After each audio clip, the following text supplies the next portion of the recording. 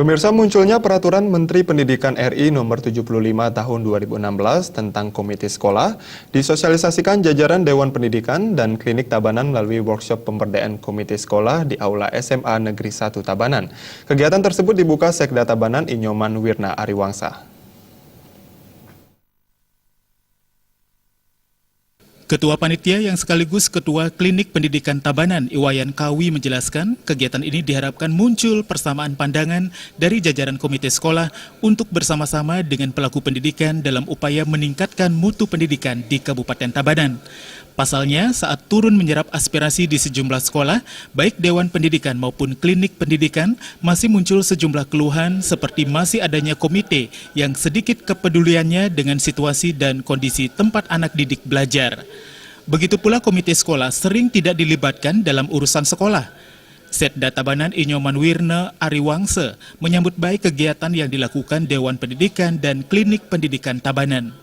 Karena diakuinya banyak persoalan yang dihadapi pendidikan di Tabanan, baik itu eksternal maupun internal. Ini tentu saja diperlukan pemikiran bersama stakeholder dan tokoh peduli pendidikan untuk mencari solusinya. Menurutnya, kualitas pendidikan tentu saja berpengaruh pada sumber daya manusia yang menjadi salah satu indikator indeks pembangunan suatu daerah.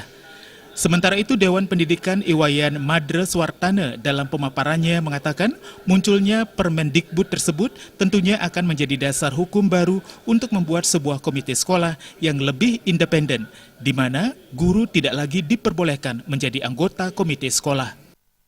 Komite sekolah itu akan berubah status. Dulu dia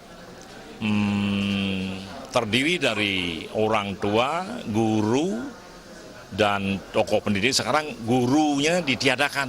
Ya, guru tidak boleh menjadi komite sekolah. Itu yang pertama. Yang kedua, tentang pungutan kita tekankan. Pungutan yang menyamaratakan pada orang tua, yang memberatkan, yang mengikat.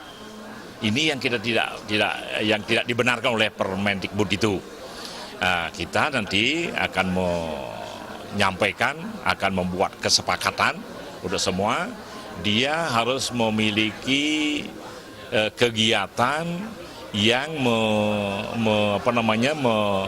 mengadakan kelengkapan sarana sekolah melalui bantuan dan sumbangan sukarela.